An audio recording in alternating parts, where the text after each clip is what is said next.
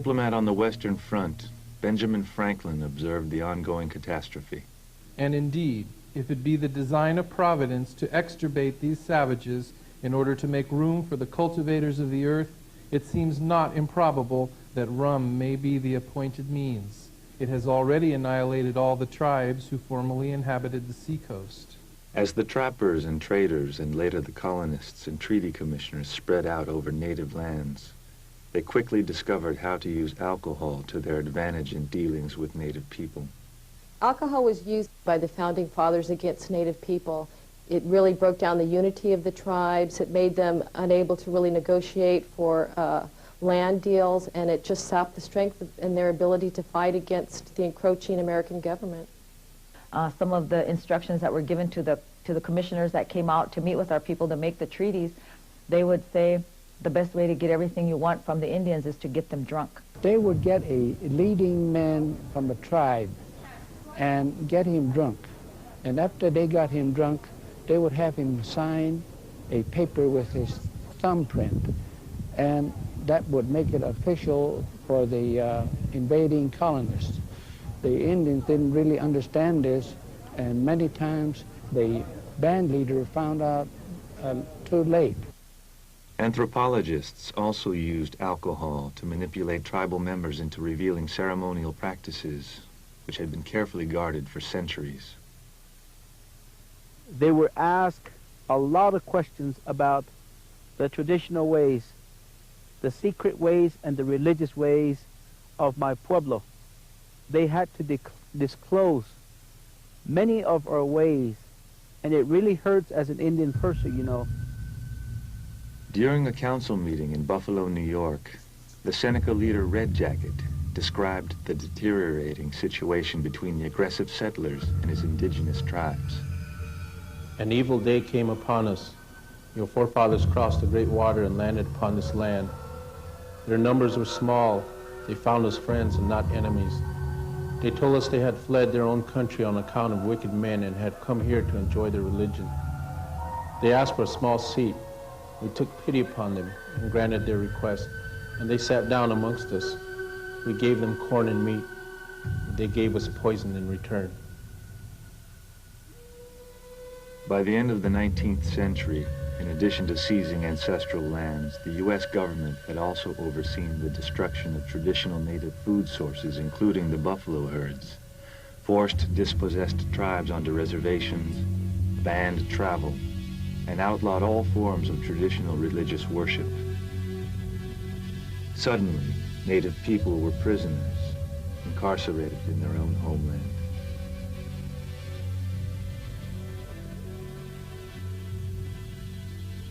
The old ways of sacred interdependence and proud independence tragically deteriorated into reluctant dependence on the government.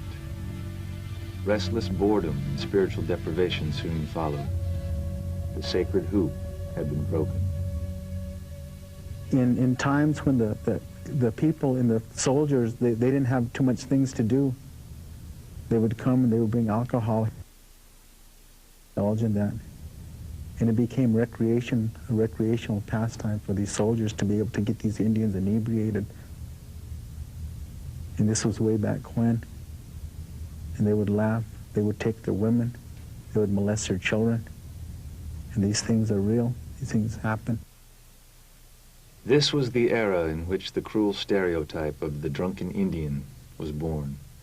The Founding Fathers had to develop an ideology among Americans in order to justify the taking of native land. And they did that by associating native people with alcohol, which symbolized an unreasonableness and an inability to really use reason to govern their affairs. Whereas the colonialist national ideology was constructed around individual man's ability to use reason to govern himself and to really break away from the church and from the monarchy. Everything native was subject to ridicule and exploitation. Clothes, hairstyles, languages, customs, even religious beliefs and practices. In 1893, when the International Parliament of World Religions was held in Chicago, not a single Native American was invited to participate. In such an intolerant climate, not even the world's religious leaders recognized indigenous spirituality as an authentic form of worship. The destruction of the sacred hoop was further intensified by the introduction and spread of European diseases such as cholera, diphtheria, bubonic plague, and smallpox. Millions of native people died as a result of these epidemics. The oral histories of many native nations even tell of smallpox-infested blankets being distributed onto the reservations by government officials. A lot of these things are really important for us to understand, to tell our children and to understand about the history of what happened to us as Native people. During the early years of the 20th century, the official government policy of systematic eradication of Indian culture reached one of the last traditional sources of spiritual sustenance for Native people, the family. Indian children were taken from their homes and required to attend boarding schools. These schools, often run by Christian missionaries, routinely punished the children for speaking their own languages or displaying any aspect of their heritage. The boarding school system continued through the 1960s. I've experienced a lot of work on shame issues because I went to the school next door, Catholic school, and in those days, child abuse laws were not in operation. So basically, from my own experience, my culture was beaten out of me. And it's a real sad thing because I seen it happen to many others. And it was mainly more like a military school that I attended. And I kept that hallway shine because I always was speaking Indian.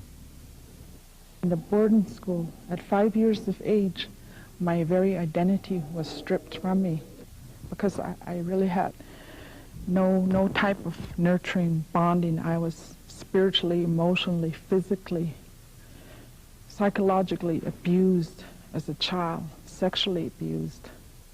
I can say that I'm happy, a little bit happy about these residential schools closing down, because I am a product of that same abuse a lot of people has gone through, being punished for speaking their own language. I don't really like thinking about those residential schools anymore because it brings a lump to my throat, according to like everyone else. There's so many wounded spirits that are still there. A lot of our young people my age, still knows about those wounded spirits. The relentless governmental effort to eradicate traditional Indian culture has had deep repercussions, with one generation's trauma causing another generation's grief. My mother and my grandfather and them being raised in a boarding school, they didn't know how to parent. They didn't know how to put a family together, and they didn't know how to nurture and raise children. Well, I think one of the best books that's been published is called American Holocaust, by a writer named David Standard, in which he indicates that 100 million Indian people died as a result of contact. I think on maybe part of the collective consciousness, there is a real sense, even though it's not been taught in history books, and many people in this country are unaware of it, I think there's a real sense of loss, a sense of unresolved grief. Unresolved historical grief refers to the phenomenon. Grief passed down through several generations is usually accompanied by an inability or a reluctance to express this intense sorrow or a complete denial of the feelings. For Native Americans, the grief caused by the annihilation of millions of their ancestors by war, starvation, and European diseases created an atmosphere of hopelessness in which the disease of alcohol